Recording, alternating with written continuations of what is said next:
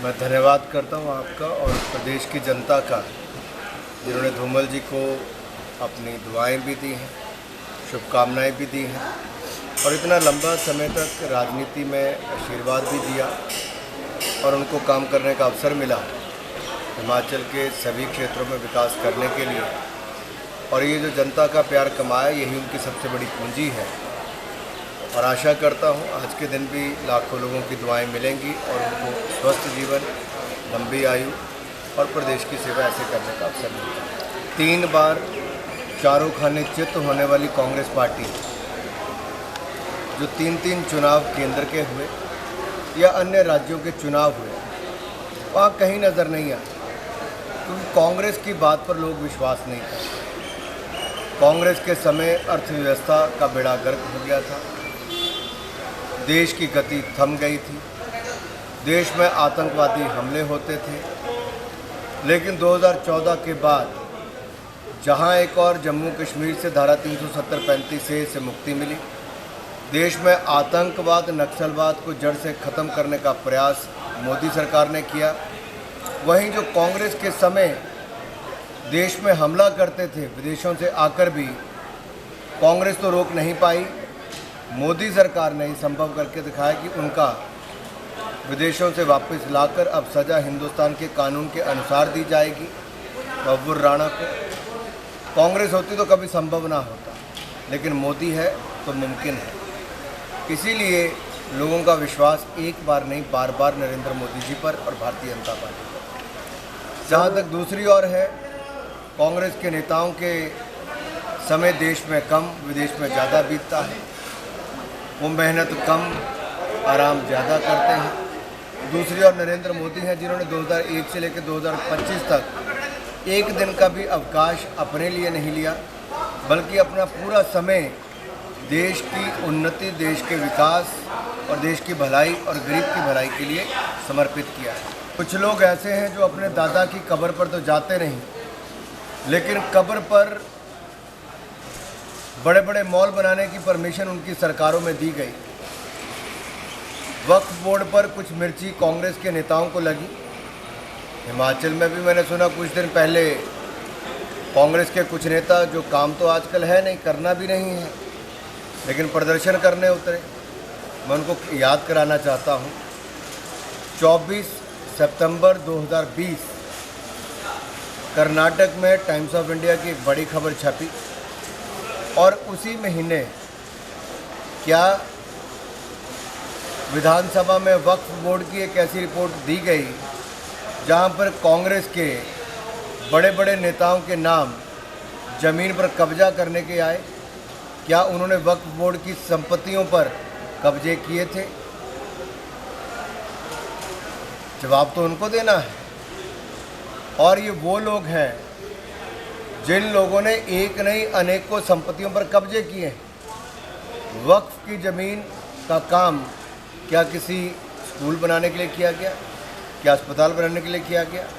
क्या बाकी जन सुविधाओं के लिए किया गया? नहीं।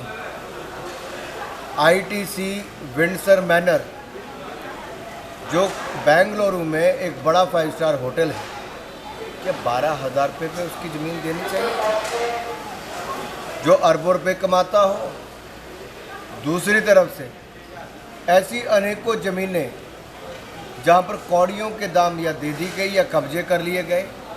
ये वक्फ की ज़मीनें जो मुस्लिम समुदाय की महिलाओं के, बच्चों के, उनके लोगों के काम आनी चाहिए थी, जो 2 लाख करोड़ रुपए से ज़्यादा की ज़मीन हो, जहाँ पर सालाना कमाई और सच्चर कमेटी की रिपोर्ट के हिसाब से 12,000 रुपया 2006 में आनी चाहिए थी। कितनी? 12,000 करोड़ रुपया 2006 में। तो पिछले 20 साल की कमाई अगर हम सोचें 12,000 करोड़ साल की आनी, तब भी 2.5 लाख करोड़ बनती है। आई क्या? नहीं आई। कमेटी किसने बैठाई थी? कांग्रेस ने बैठाई थी। कमेटी की रिपोर्ट पे कार्रवाई की क्या? नहीं की। तो कांग्रेस केवल कमेटियां बनाने का काम करती थी, करती कुछ नहीं थी। इसी तरह से किसानों के लिए भी एक कमेटी बनाई थी, स्वामीनाथन जी की। रिपोर्ट आई, कांग्रेस ने कुछ नहीं किया, मोदी सरकार ने किया। तो केवल धरने प्रदर्शन बंद करें, कांग्रेस के लोग पढ़ाई लिखाई में थोड़ा ध्यान दें और अपने नेताओं से सवाल जवाब करना सीखें जिन्होंने कब्जे कर रखे।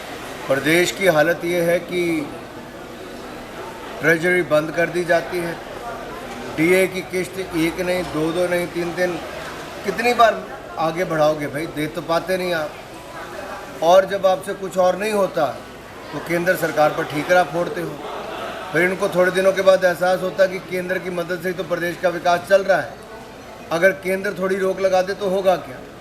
कांग्रेस आज इस गंदी राजनीति पर उतर आई है कि अगर केंद्र ने 93,000 से ज़्यादा मकान दे भी दिए तो उसमें भाई भतीजा बात करें कि कांग्रेस वाला कौन है, उसको देना है। अगर आपदा के समय केंद्र सरकार ने मदद की तो कांग्रेस ने क्या किया, अपने अपने जो वर्कर्स हैं उनको पैसे दिए। आम जनता, अगर किसी का भारतीय जनता पार्टी से जुड़ाव था तो उसको नहीं दिया, किसी का कांग्रेस से जुड़ाव नहीं है तो उसको भी नहीं दिया। क्या ऐसी राजनीति होनी चाहिए? एक और तो आप हाथ फैलाकर आते हो केंद्र के पास, आना चाहिए भाई, आपका हक है, लेकिन आप आकर नेगेटिव राजनीति करते हो, झूठ बोलते हो, ये उचित नहीं है, प्रदेश के हित में नहीं है। केंद्र ने कभी किसी चीज़ के लिए मना नहीं किया। अगर केंद्र बड़ा दिल करके हिमाचल की मदद कर रहा है तो हिमाचल को कम से कम, हिमाचल की जो कांग्रेस की सरकार है उसको मन छोटा करके इसके आरोप प्रत्यारोप की राजनीति नहीं करनी चाहिए। जल्दी मिल जाएगा, अभी भी है प्रदेश अध्यक्ष। नियुक्ति जब दूसरी बार, मान लीजिए बिंदल जी को ही वापस अध्यक्ष बनाते हैं, उसकी घोषणा होगी, कोई नया आना होगा तो उनकी घोषणा हो जाएगी, प्रक्रिया। अंतर्राष्ट्रीय परिस्थितियां जो है उसके अनुसार कुछ निर्णय किए जाते हैं और वो निर्णय हो रहे हैं।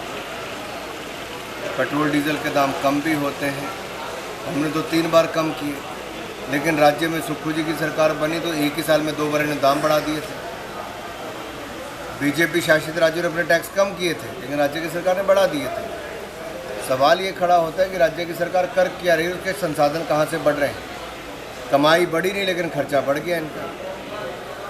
और चुनावों से पहले ये बड़े बड़े वायदे करते थे कि ये भी मुफ्त में देंगे, वो भी मुफ्त में देंगे। मुफ्त में तो कुछ दिया नहीं, बल्कि कांग्रेस ने राज्य की सरकार में और बढ़ाया भी।